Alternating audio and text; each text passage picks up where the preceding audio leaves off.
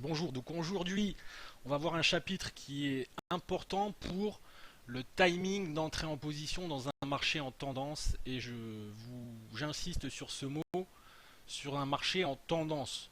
C'est uniquement une méthode de trading, une prise de timing qui est à faire dans les marchés directionnels, en tendance et non pas dans les marchés en range. Vous avez peu de chances que cette méthode fonctionne dans les marchés en range, mais c'est une méthode qui fonctionne très bien dans les marchés directionnels. Donc on va voir un petit peu par la suite ce qu'il en retourne. Donc cette méthode, c'est la méthode des clusters, c'est-à-dire des regroupements d'informations sur une zone de prix qui vont vous donner une forte probabilité de réaction du marché. Donc dans ce chapitre, comme je vous le disais il y a quelques instants, nous allons voir l'art d'entrer dans un marché en tendance avec un bon timing à l'aide d'un cluster. Alors le cluster, c'est quoi? Le cluster, déjà, il peut se pratiquer sur toutes les unités de temps. Aussi bien le 15 minutes, le 5 minutes, si vous scalpez, le 1 heure, le 4 heures, le daily, l'hebdomadaire, le mensuel. D'accord? C'est une seule indication qui, mis bout à bout, amène à ce que le marché réagisse avec une forte probabilité sur une zone de prix. Le cluster peut s'utiliser dans tous les marchés, aussi bien le marché indice, forex et devises, du coup, actions, matières premières, gold, pétrole, etc. Conditions pour qu'un cluster soit réuni. Donc il faut plusieurs éléments, et ça c'est les filtres que je vous ai mis pour qu'un cluster se réalise dans de bonnes conditions. Déjà, premièrement, et j'ai insisté là-dessus en début de chapitre, il faut un marché en tendance ou un marché directionnel.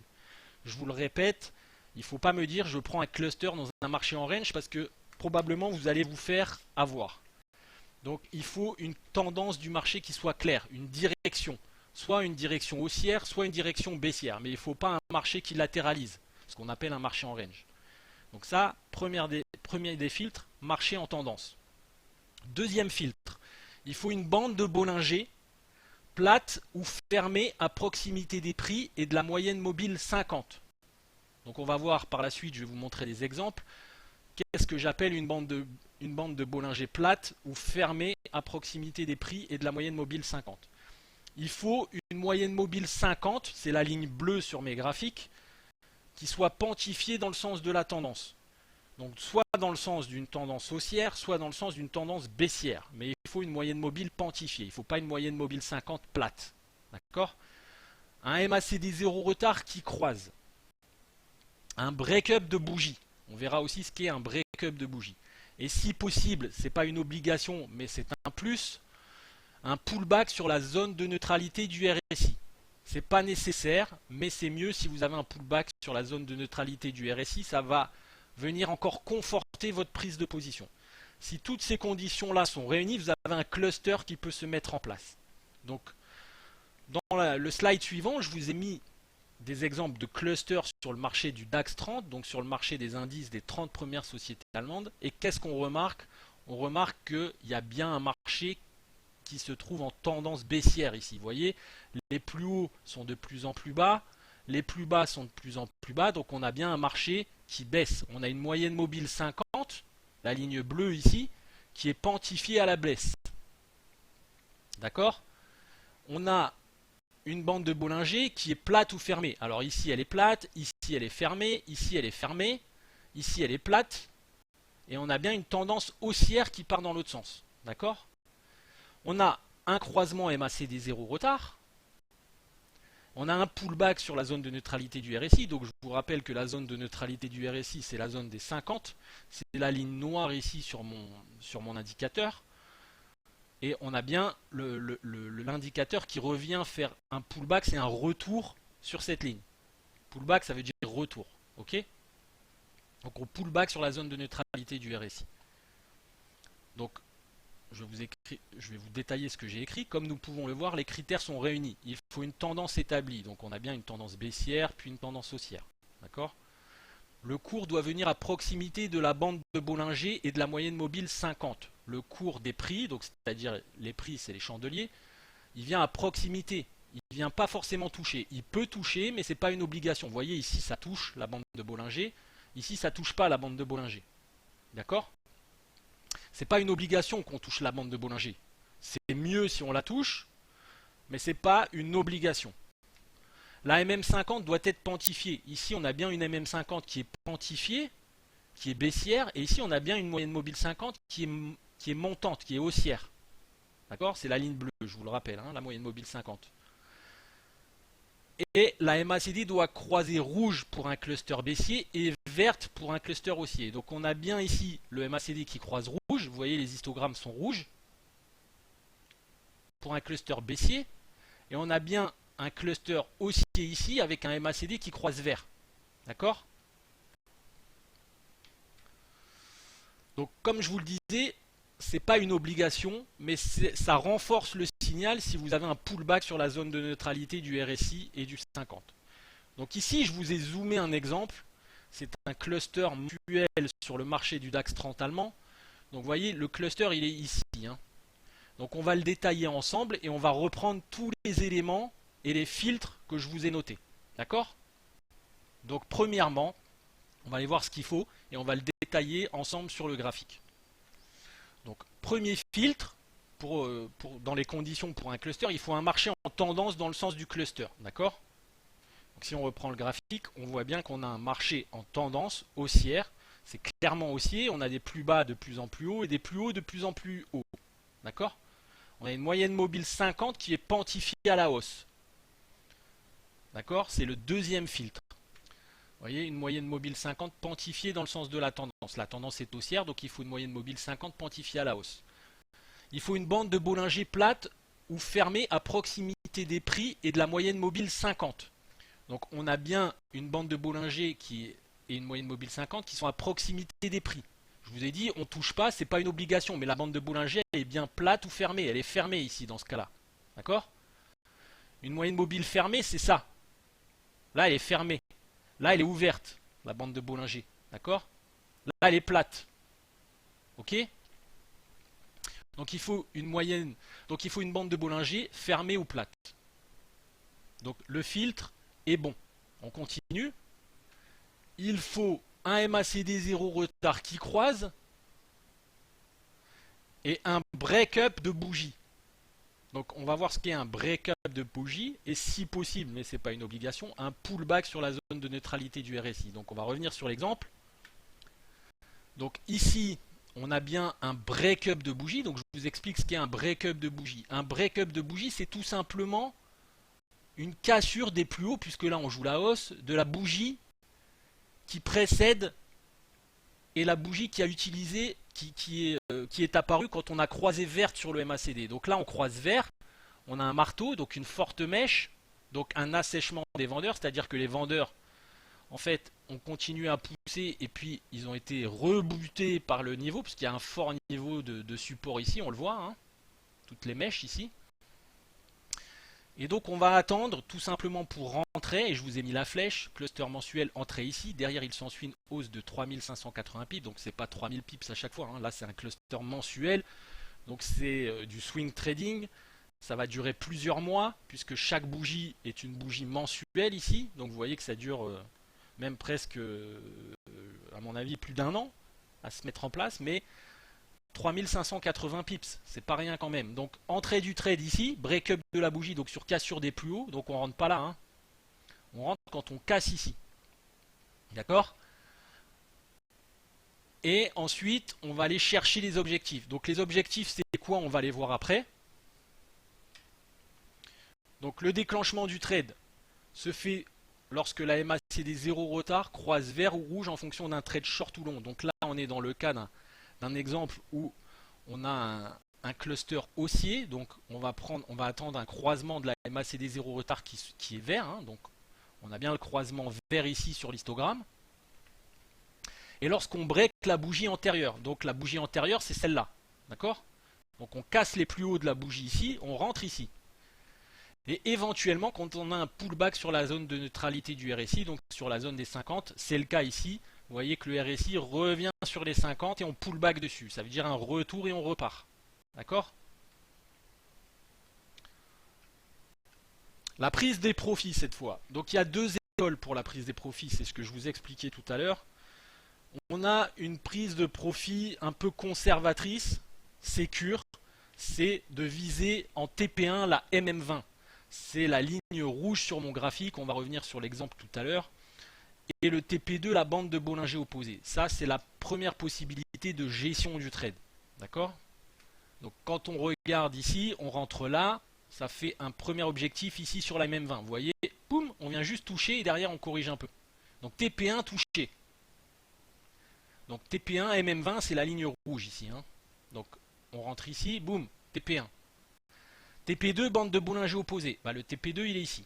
On vient toucher la bande de Bollinger, elle est ici. On la touche la première fois ici. D'accord? Donc TP2 ici. Ça, c'est la première possibilité de gestion du trade, la gestion un peu sécure, conservatrice, où on ne prend pas trop de risques. Je vous rappelle qu'après le TP1, je mets toujours un stop à break-even, c'est-à-dire un stop au niveau de mon prix d'entrée. C'est-à-dire que si je rentre ici, bah, je vais venir protéger mon trade et mettre le stop ici pour protéger ma position. Donc le TP1 est ici. Là, ici, on se serait fait toucher le stop. D'accord? Deuxième possibilité, position un peu plus agressive et un peu plus conservatrice dans le temps, c'est de gérer en fait ce cluster sur la MACD 0 retard, donc sur l'indicateur. Donc comme on prend un cluster mensuel, on vient regarder en mensuel. Donc tant qu'on est vert ici, on garde le trade. Donc ici, on vient croiser rouge, ça ferait un allègement à peu près ici. Donc le TP1 serait pris ici. Et dans ce cas-là, vous voyez, c'est pas toujours le cas, mais c'est souvent le cas quand vous avez un beau marché en tendance. Si vous voyez qu'on casse des gros niveaux de support ou résistance sur le marché, je vous conseille cette gestion parce qu'elle va vous permettre d'optimiser la sortie et de prendre plus de gains. Donc tant qu'on croise pas rouge, on reste dans le trade. Ici on croise rouge, boum, on prend un premier TP1 ici. Donc là par contre, après le TP1, pareil, on vient mettre le stop au niveau du point d'entrée. On est rentré ici. Hein. Là par contre, on n'est pas touché puisqu'on a un gros mouvement.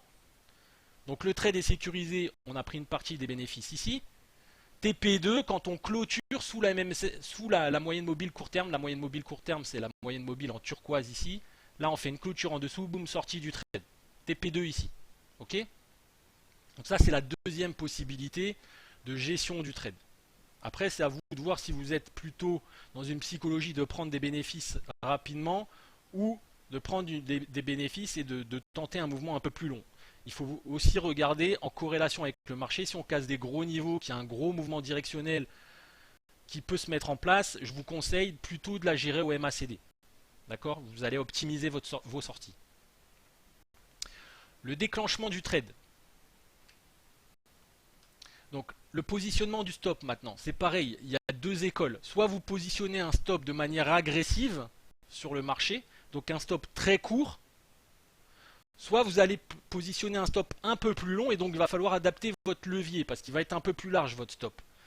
Moi, pour les débutants, je vous conseille plutôt de mettre un stop un peu plus large, de diminuer le levier et de placer votre stop sous la bande de Bollinger. Donc on va revoir dans l'exemple où vous positionnez votre stop si vous prenez le stop agressif. Et où vous positionnez le stop si vous prenez le stop 2, donc le stop un peu plus large. Donc dans l'exemple ici, le stop agressif il est sous la mèche ici. D'accord? Alors vous laissez 2-3 pips en dessous, hein, enfin une dizaine de pips en dessous, puisque là on est en mensuel. Donc ça c'est dans le stop agressif. Et dans le stop numéro 2, vous le placez sous la Bollinger. Puisque la Bollinger cadre les cours dans 95% du temps, la Bollinger elle est montante ici. Donc quand la Bollinger elle est montante, généralement, on ne va pas casser les cours comme ça. C'est rare que vous ayez une grosse bougie impulsive, à moins d'une news, d'une guerre ou d'un mouvement majeur sur les marchés. Vous n'allez pas casser un niveau comme ça sur du mensuel. D'accord? Donc le cas concret. Donc là, je vous ai zoomé pour que vous voyez bien un exemple de cluster haussier. Et donc on va voir un peu les deux manières de positionner le stop, de gérer le trade.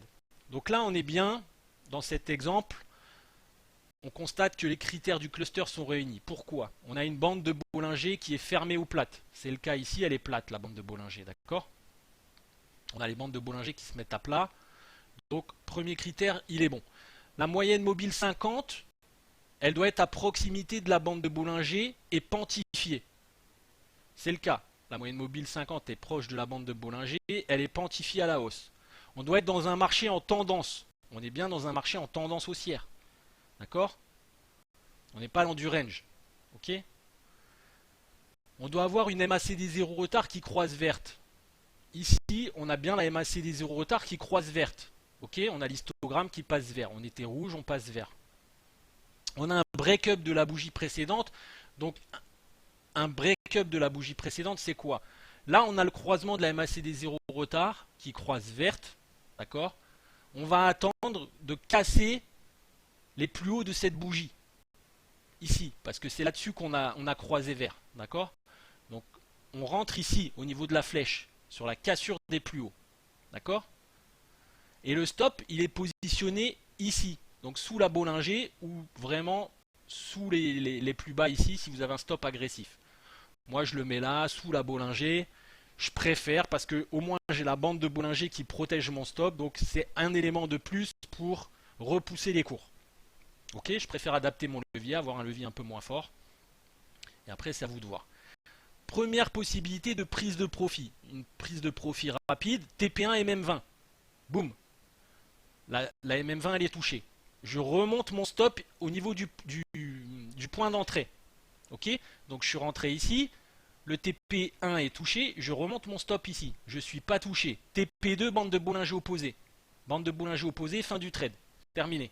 Ok? Ça, c'est la première possibilité de gestion. Deuxième possibilité de gestion, on prend et on gère sur le MACD 0 retard. Donc, pareil, même positionnement de stop, même entrée, sauf que tant qu'on ne croise pas rouge, je garde mon trade. Ici, on croise rouge, TP1 ici. Ok? Je remonte mon stop, donc je prends mon stop, je l'amène à ce niveau-là, juste au-dessus de mon point d'entrée. Donc 2-3 pips au-dessus de mon point d'entrée pour ne pas se faire stopper avec le spread. Et donc, je vais maintenant viser le TP2. Je vais attendre une clôture sous la MM7 court terme. Donc ici, j'ai ma clôture sous ma MM7 court terme. Je sors du trade ici. TP2 ici, fin du trade. D'accord? Vous voyez, ça fait un beau ratio. On rentre ici, autour de 11003. On a un stop qui est, on va dire, à allez, 70 points. Et on vient viser TP1 presque, allez, 11009. Donc on était rentré à 11003, ça fait 600 points. Et TP2, on vient sur les 12004. Donc vous avez un bon ratio. Ok? Bon trade. Cas concret et exemple numéro 2. Dans cet exemple, on constate que les critères du cluster sont réunis. Bande de Bollinger fermée ou plate. D'accord? Donc on a encore une bande de Bollinger. Et là, je vous ai mis en fait la deuxième possibilité de gestion. Donc je vous les ai fait sur l'exemple numéro 1 avec la gestion sécure. TP1, TP2. Et là, vous avez l'exemple avec une gestion sur le MACD. Donc TP1 ici, croisement du MACD qui est rouge et clôture sous la MM7 ou sous un gros niveau de résistance. D'accord? Donc là, on voit généralement que quand on a un marché qui est bien directionnel, c'est plus avantageux de gérer sur le MACD pour prendre ses profits que viser le TP1 la MM20, TP2 la bande de Bollinger opposée. Après, c'est à adapter en fonction des conditions de marché. Est-ce qu'on est dans un trend directionnel fort ou est-ce qu'on est plutôt dans un directionnel court terme? Voilà, donc ça c'est le cluster. On verra des cas pratiques en coaching live pour ceux qui n'ont pas tout compris, mais c'est uniquement une méthodologie de trading à utiliser dans un marché en tendance et directionnel. C'est important que vous gardiez ça à l'esprit.